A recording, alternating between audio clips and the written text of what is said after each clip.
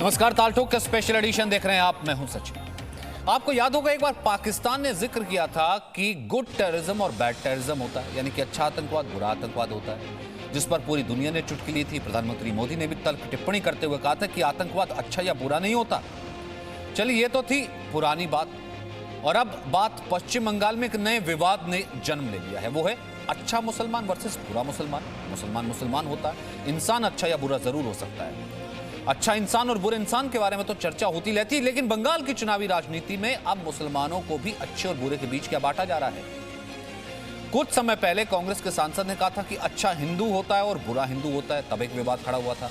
लेकिन बंगाल के चुनाव में अब ओवैसी की एंट्री के साथ ही अब कहीं ना कहीं क्या धर्म के नाम पर राजनीति की एंट्री भी हो गई है, और ये राजनीति गरमाने लगी है। ऐसा सवाल ये उठता है कि मुस्लिमों को बांटकर क्या बंगाल जीता जाएगा।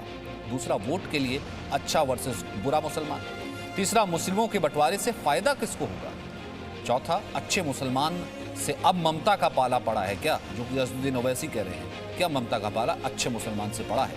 वहीं बंगाल की लड़ाई अब ममता ओवैसी तक भी आई है, जिसमें पहले भारतीय जनता पार्टी थी। अब क्या यह त्रिकोणीय लड़ाई बनती चली जा रही है। राकेश सिन्हा सांसद भारतीय जनता पार्टी से इस वक्त हमारे साथ मौजूद है। सैयद असीम बकार है AIMIM के प्रवक्ता, और इस वक्त बंगाल का कार्यभार भी देख रहे हैं, तो बंगाल को बखूबी जानते हैं। हमारे साथ राहुल चक्रवर्ती हैं, TMC समर्थक और TMC विचारक। सबसे पहले असीम भाई, मैं आपसे शुरू करना चाहता हूं।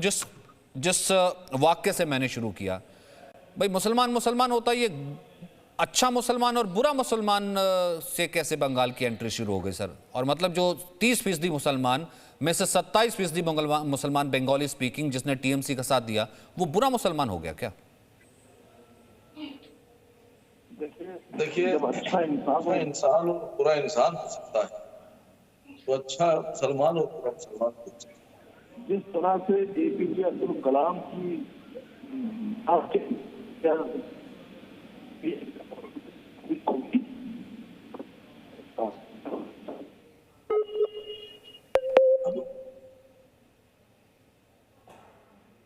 जो अच्छे थे वो अच्छे हैं, खराब।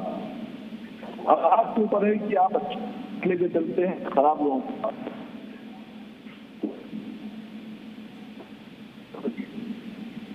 कुछ टेक्निकल, ठीक है, मैं थोड़ी सी आवाज़ की कोई टेक्निकल दिक्कत आई। आपने कहा कि आपके ऊपर डिपेंड करते हैं कि आप अच्छे के साथ चलते हैं बुरे के साथ चलते हैं, अच्छा और बुरा मुसलमान हो सकता है। फिर इसका मतलब तो ये हुआ राहुल चक्रवर्ती, आपके 7 मिनिस्टर्स हैं ममता दी की कैबिनेट में, 3 कैबिनेट हैं, 4 राज्य हैं, वो सब बुरे मुसलमान हुए। TMC को वोट दिया लगभग 27% बंगाली स्पीकिंग मुसलमानों ने, फिर वो सारे बुरे मुसलमान हुए। फिर तो वैसे ये कह रहे हैं अच्छे मुसलमानों की एंट्री तो अब हो रही है। बात तो ये नहीं है, कभी ममता बनर्जी ये कहानी है कौन बुरा कौन अच्छा मुसलमान का मतलब ये नहीं है। बुरा अच्छा तो नियत से होता है, बुरा अच्छा धर्म से नहीं होता है। बुरा अच्छा से धर्म का कोई मतलब ही नहीं है। चाहे कोई मुसलमान हो चाहे कोई हिंदू हो, उसमें बुराई भाई हिंदू में भी है, मुसलमान में भी, ईसाई में भी है, तो उसमें फर्क क्या पड़ता है। बात यह है जो आज जो विभाजन का राजनीति हो रहा है बंगाल में, और जहां पे संख्यालघु या माइनॉरिटी जो वोट है यहाँ पे बंगाल में, उसके लिए जितना सारे काम ममता बनर्जी की है पिछले 10 साल में, उसको विभाजन करना चाह रहा है वो इसी ने। तो बात हम ये कह रहे हैं भाई ठीक है, आप आ जाइए, अब आके नकाब तो उतर लीजिए, डायरेक्ट आइए, बताइए हम भाजपा के आदमी हैं, हम भाजपा की यूनिट है, इसमें क्या बुराई है भाई, क्या प्रॉब्लम है, हाइड एंड सीक का क्या बात है, इसमें लुका छुपी का कोई बात नहीं है। तो बात यह है जो ममता बनर्जी ने माइनॉरिटी के लिए जितना काम किया है 10 साल से, उसको आज ये विभाजन का रूप से भाजपा को शक्तिशाली बनाने का इरादा में आए बंगाल में। ये तो सिर्फ खुला है। अब बिहार को देख लीजिए, बिहार को देख लीजिए क्या हो रहा है। तो मगर बंगाल का जो संख्यालघु है, बंगाल का जो माइनॉरिटी है, उसको मालूम है कौन इसके लिए कौन किया है। पिछले 34 साल से यहाँ वामपंथियों ने था, वामपंथियों ने वो बस में होता है ना, जो बस में चढ़ते हैं बोलते हैं भाई पीछे भागिए, पीछे आ गए, पीछे जाइए, पीछे जाइए। इतना दिन से 34 साल में सिर्फ पीछे ले गया माइनॉरिटी लोग को। तो बंगाल में ममता बनर्जी जो मुद्दा, विकास का मुद्दा दिया माइनॉरिटी लोग को, माइनॉरिटी को अच्छे से मालूम। तो फिर डर क्यों लग रहा है, कोई आके इसको विभाजन। राहुल भाई फिर डर क्यों लग रहा है। खेलने दो फिर TMC को भी भाई, बीजेपी की टीम लेकर डर क्यों लग रहा है। फिर तो असदुद्दीन ओवैसी ललकारेंगे ही, फिर तो असदुद्दीन ओवैसी ललकारेंगे कि भाई अपना घर तो संभाल लीजिए। शुभेंदु अधिकारी कहां जा रहे हैं पता नहीं, कह रहे बीजेपी में जा रहे। जितेंद्र तिवारी ने ये डिबेट शुरू करने से पहले विधायकी से इस्तीफा दे दिया। दीप्तांशु चौधरी ने इस्तीफा दे दिया। भाई अपना घर नहीं संभल रहा, और दोष जो है वो बीजेपी और AIMIM को। आपको मैं कह दूं एक बात, जो पिछले 34 साल से बंगाल में जो वामपंथियों लोग राज किया है, उसको अकेले ममता बनर्जी उसको यहां से हटाया और यहां पे लोकतंत्र प्रतिष्ठा किया। बात यह है जो आज इसमें कोई इंडिस्पेंसिबल नहीं है। ममता बनर्जी तृणमूल कांग्रेस को बाद में पहचानता है ममता बनर्जी के लिए, बाकी कौन आया कौन गया इसमें कोई फर्क नहीं पड़ता है। जिसको रहना है रहे, जिसको जाना है जाए। बात यह है मगर बंगाल का आम वो ममता बनर्जी को जानता है, तो बात यह है उसमें कोई प्रॉब्लम नहीं है कौन गया कौन आया। हम ये कहना चाह रहे हैं 34 साल से जो ममता बनर्जी फाइट की यहाँ पे बंगाल में, जिसको लोकतंत्र प्रतिष्ठा किया है, आज उनका परीक्षा है। तो ये आप बंगाल के आम को चुनना पड़ेगा। जो किसको चुनेंगे, वो विभाजन को चुनेंगे, वो धर्म का नाम पे जात को चुनेंगे, या जात का विभाजन चुनेंगे, या विकास का मुद्दा को चुनेंगे, या जो घर घर में पानी दिया उसको चुनेंगे, घर घर में बिजली ले आया उसको चुनेंगे, जो सड़क को सही किया उसको चुनेंगे। भाई धर्म का नाम में, जात का नाम में तो पेट नहीं भरेगा। तो बंगाल का आपका पास ये एक चैलेंज है जो इतना दिन से 10 साल से ममता बनर्जी की है, जो क्रेडेंशियल दिया है उसका ऊपर चर्चा, उसके ऊपर अगला इलेक्शन हो। तो डरने की कोई बात नहीं सचिन भाई, ना डर का कोई सवाल है। अगला जो वक्त ही बताएगा जो ममता बनर्जी यहाँ फिर से जीत के यहाँ पे सरकार को प्रतिष्ठा करेंगे, इस पे कोई दौरा नहीं है। ठीक है राकेश सिन्हा जी, जिसे कहते हैं ना दुश्मन का दुश्मन दोस्त होता है। अब ममता बनर्जी को तो शक होगा ही होगा, वो अपनी अपनी रैलियों में जो है वो बिहार के एग्जाम्पल देती हैं। देखिए बिहार में माइनॉरिटी वोट बटा, बीजेपी को फायदा हो गया। अब यहाँ पर बंगाल में माइनॉरिटी वोट अगर बटेगा तो सर फायदा तो आपको होगा ही ना, तो ममता दी को शक हो क्यों ना हो। देखिए सचिन जी, किसी भी लोकतांत्रिक व्यवस्था में जो संविधान होता है वो सभी प्रकार की छोटी छोटी पहचान को एक पहचान में तब्दील करता है। वो है नागरिकता की पहचान। जब नागरिकता की पहचान के अनेक सौत खड़े हो जाते हैं, क्षेत्रीय, भाषाई, जातीय और सांप्रदायिक, तो उस राष्ट्र का पराभव शुरू होता है। और पश्चिम बंगाल उस पराभव का सबसे अच्छा उदाहरण है। लोकतंत्र तो नहीं है, ये तो राहुल जी भी मानेंगे, टीएमसी का होकर भी मानेंगे लोकतंत्र। आज राहुल जी ममता बनर्जी की आलोचना कर दे, कल जेल के अंदर होंगे। यदि हत्या नहीं होगी तो कम से कम जेल के अंदर होगा। जो भारतीय जनता पार्टी के 200-250 कार्यकर्ताओं की निर्मम हत्या हुई है, एक व्यक्ति विवाह करके आया, जवान लड़का था, पार्टी का काम करता था, ममता जी के खिलाफ नारे भी नहीं लगाया, उसकी हत्या कर दी गई। किसने? राज्य उसकी जिम्मेदारी नहीं लेगा। दूसरी बात देखिए, ये सौतिया डाह है। अब तक मुस्लिम वोट बैंक की राजनीति राहुल गांधी करते थे, ममता बनर्जी करती थी, लालू यादव करते थे। अब उसके लिए एक नया व्यक्ति आ गया जो आपने प्रयोग किया। जिस प्रयोगशाला में, जैसे चीन ने जो वायरस का प्रयोग किया, उस वायरस के प्रयोग से कोविड निकल गया ना। आपने जो सांप्रदायिकता का प्रयोग किया 47 के बाद से, जब हमने कहा था कि जवाहरलाल नेहरू ने तुष्टीकरण की नीति अपनाई, कांग्रेस ने तुष्टीकरण की नीति अपनाई, तो जिन्ना आ गया। और जवाहरलाल नेहरू का मुस्लिम कांटेक्ट प्रोग्राम 1945 में क्यों विफल हुआ? थोड़ा सा इतिहास तो पढ़ लीजिए। 45 में जवाहरलाल नेहरू को यह रियलाइज हुआ कि उनका सारा विकास, सारे मुस्लिम, हिंदू मुस्लिम नारे धरे के धरे रह गए। मुस्लिम लीग और जिन्ना पूरे बिहार, उत्तर प्रदेश, सभी राज्यों में छा गए। आज फ्रैंकेस्टाइन मॉन्स्टर की तरह जो कवि ये उभरे हैं, जो हैदराबाद के एक छोटे शहर से, एक कस्बे से निकलकर वह व्यक्ति आज हिंदुस्तान में जो घूम रहा है, उसके लिए जिम्मेदार ममता बनर्जी है, कांग्रेस पार्टी है। इन्होंने वोट बैंक की राजनीति की। अब मुस्लिम सांप्रदायिक ताकतों को लग रहा है जब हम दूसरों का पसंगा बनेंगे, हम क्यों नहीं शेर बन जाए। शेर पसंगा आप शायद बहुत लोग नहीं समझ पाएंगे।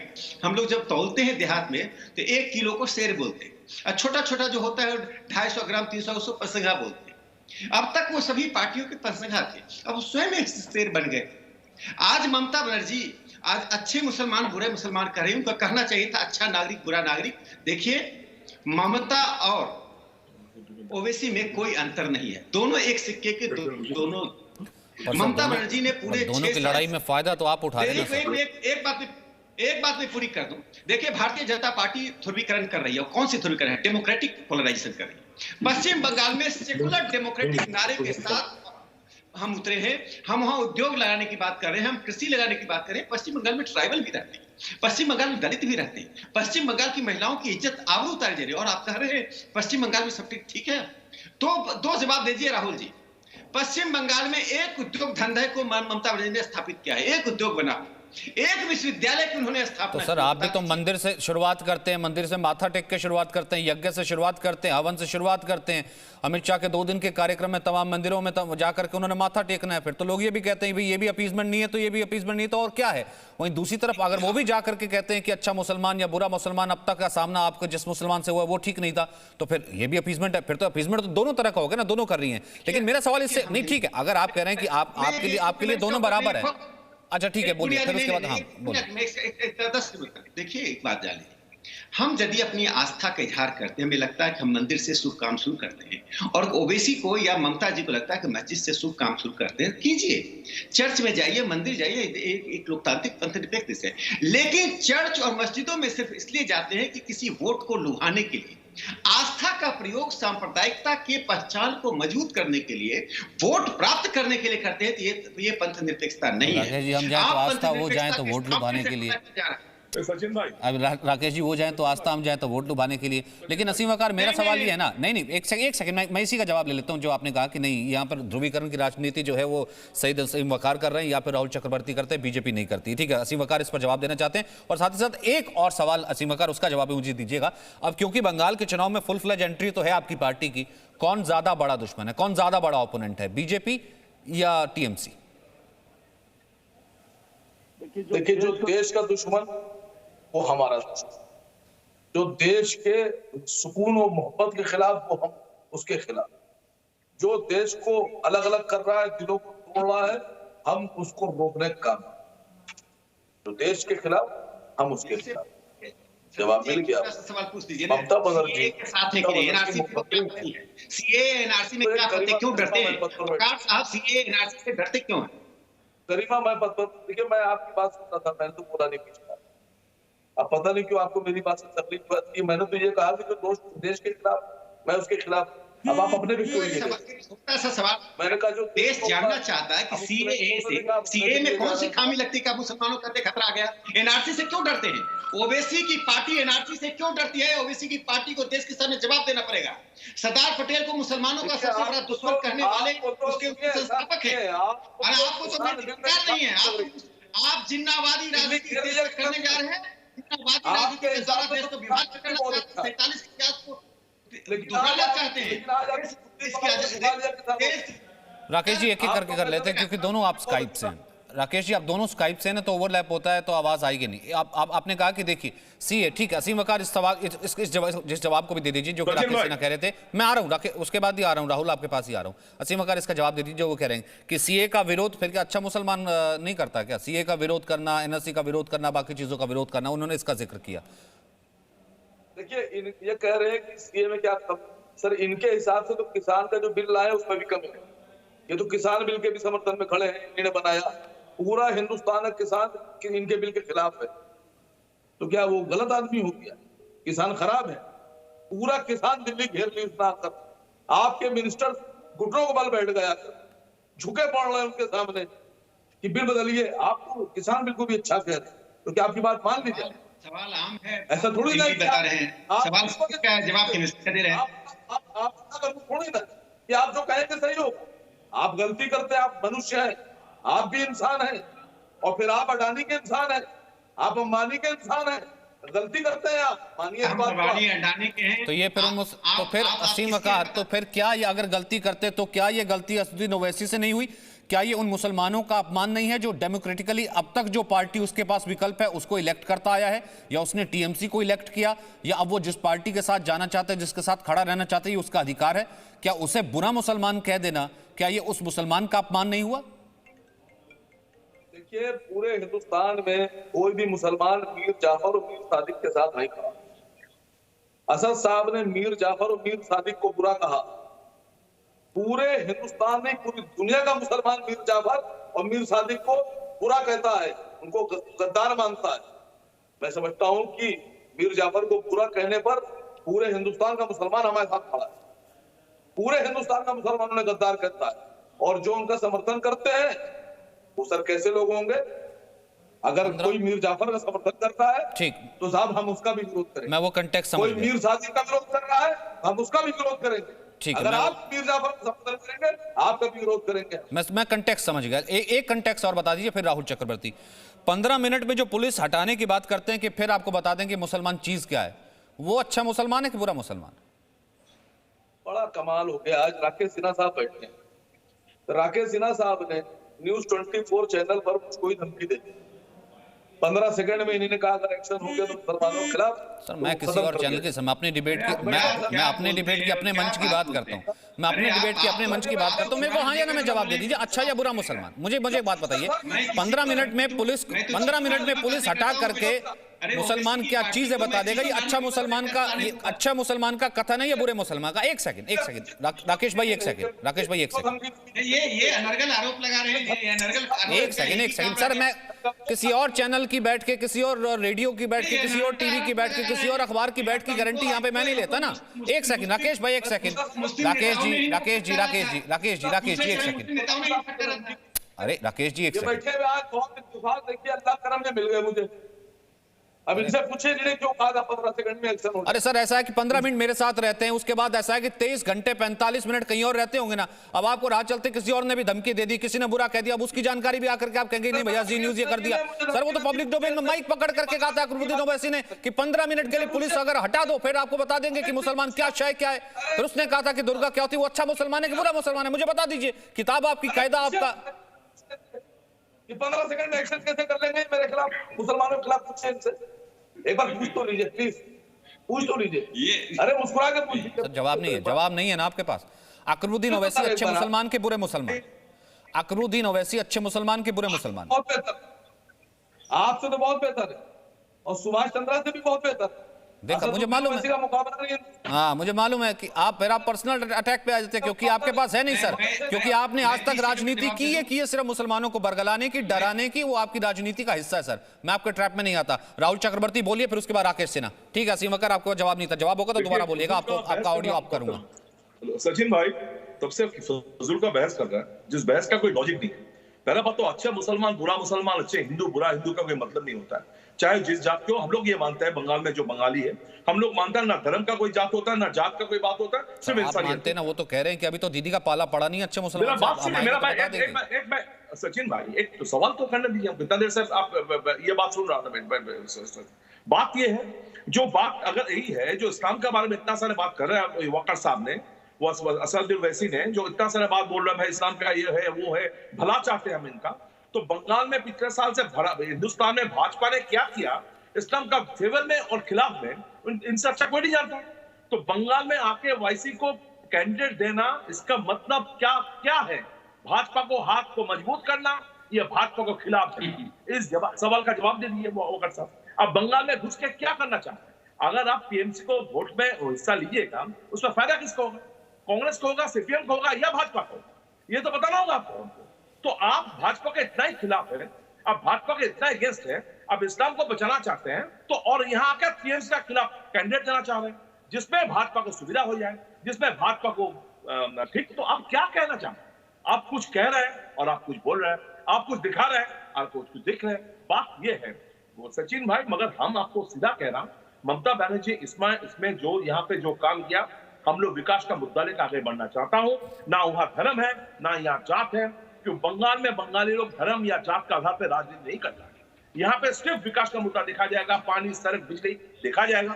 तो आप वेट कीजिए, देखते रहिए। राकेश जी का ख्वाब, भाई वो ख्वाब जो सपना है वो दुस्सपना में बदल जाएंगे। क्यों वक्त आएगा जो बंगाल का हम ममता बनर्जी को साथ देगा। और ये भी देख लीजिएगा, जो ममता बनर्जी पिछले 10 साल से ना धर्म देख के, ना जात देख के, ना कोई दल देख के जो किया है, उसका रिटर्न उनको जरूर मिलेगा। क्योंकि बंगाल का हम वैसी है, तो इसको यहाँ पे सर इतना ही काम किया, इतना ही कन्विंस किया, तो विधायक छोड़ के क्यों जा रहे हैं? शिवेंद्र अधिकारी कहाँ चले गए, जितेंद्र तिवारी कहाँ चले गए, जितेंद्र चौधरी कहाँ चले गए? एक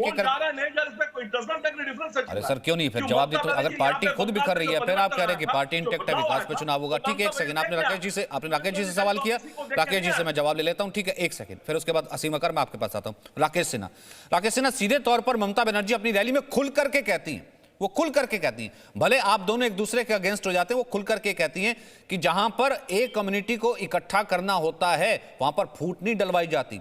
फूट डलवा करके फायदा तो बीजेपी का होता है, और ये किसी भी आम आदमी को समझ आ जाएगा। सर वोट तो कंसोलिडेट किया जाता है, डिवाइड तो नहीं किया जाता। जहां डिवाइड होगा फायदा आपको होगा। तो वो कह रहे तो बच्चे को भी समझ में आता है कि कौन कितने करोड़ों रुपए लेकर के जो है AIM को लेकर आ रहे। वो तो यही कह रही है हर रैली में।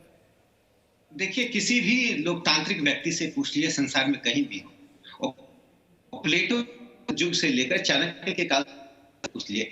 एक मुश्त वोट की बात करना लोकतंत्र पर सीधा प्रहार है, पंथ निरपेक्षता की हत्या कर दी। आज ममता बनर्जी खुद कह रहे हैं कि मुस्लिम वोट बैंक को डिवाइड कर रहे हैं, अर्थात वो एक मुश्त वोट लेने के लिए जिस प्रकार से उन्होंने तुष्टीकरण अपनाई, तुष्टीकरण ही नहीं किया, उन्होंने एंटी हिंदू पॉलिसी अपनाई। पश्चिम बंगाल की ममता सरकार घोर एंटी हिंदू सरकार है। जो औरंगजेबी नीति ने अपनाई ममता बनर्जी औरंगजेब की ही एक संस्करण है। आपको रामलीला के लिए और जुलूस निकालने के लिए हाईकोर्ट के पास जाना पड़ता है।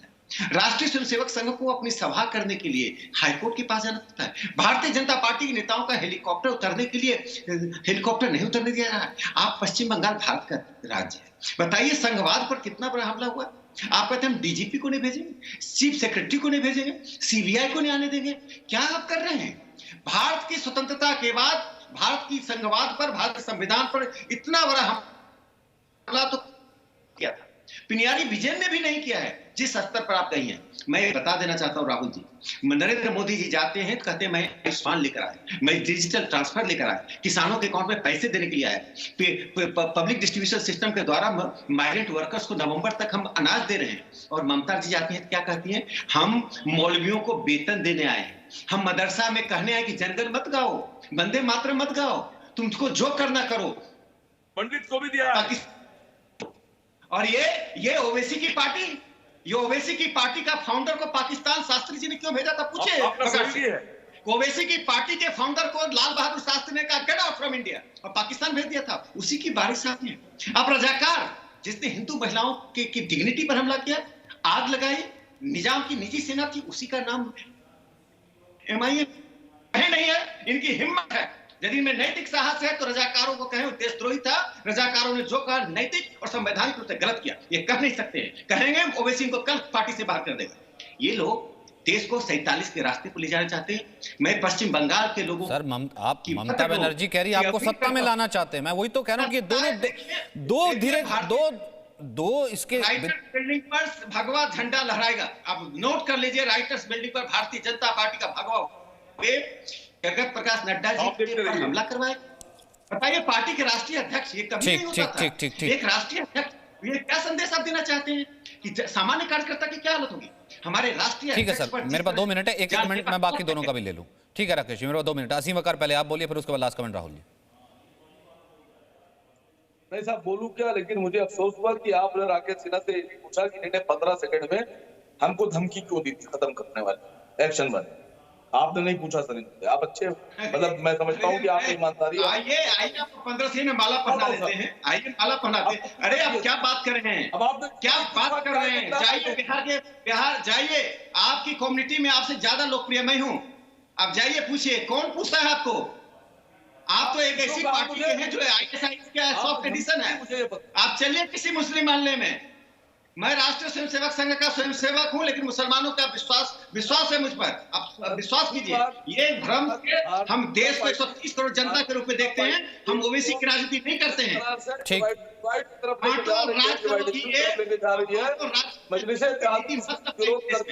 करती है और करती रहेगी।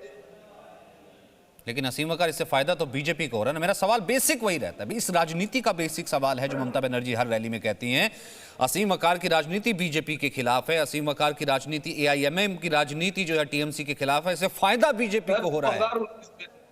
सर 2019 के लोकसभा चुनाव में ममता बनर्जी बिहार चुनाव लड़ी, हमारे कैंडिडेट के खिलाफ लड़ी, और ममता बनर्जी के खिलाफ हम लोग चुनाव में लड़े। बंगाल में हमारा कोई कैंडिडेट, MIM में कोई कैंडिडेट नहीं था। ओवैसी साहब ने इनके खिलाफ कोई चुनाव नहीं लड़ा, तो ये कैसे हार गई? भारतीय जनता पार्टी कैसे हार गई? 18 सीटें कैसे जीत गई? उसमें हमारा दोष है? एक सवाल पूछ लीजिए, संविधान में विश्वास है? ठीक है, लास्ट कमेंट। ठीक है, लास्ट कमेंट राहुल चक्रवर्ती। कि अभी से डर क्यों सताने लगा राहुल चक्रवर्ती? ये इसकी B टीम, ये उसकी A टीम। अगर इतना ही विश्वास है, आपने कहा काम पे चुनाव लड़ रहे हैं, काम पे लड़िए। हर रैली में जाके कहती है कि करोड़ों रुपए देकर हैदराबाद से पार्टी ले आई। सचिन भाई, ये आप लोग का परसेप्शन है। आप लोग चाहते हैं जो मीडिया में दिखा दे पूरे हिंदुस्तान में, ये ममता माया के खिलाफ कहते रहे, कभी ये दिखाया, कभी वायलेंस दिखाया। जितना दिखाएगा बंगाल का आम उतना शक्तिशाली होगा। जितना दिखाएगा बंगाल का आम, इस तरह का प्रोग्राम देखने से हमारा ही फायदा है कि उस पर पूरा खुल जाएगा भाई, दूध का दूध पानी का पानी हो जाएगा। वो भाजपा हो या वाईसी साहब का ये नाटक चल रहा है, ये ड्रामा चल रहा है, ये सामने आ जाएगा। तो ठीक है बात सर। यह है जो टाइम अब उतरे मैदान में, समय के लिए अब उतरे मैदान में दावे तो होंगे सर, अब उतरे मैदान में मैदान छोड़ के तो इस तरीके से जाइएगा नहीं।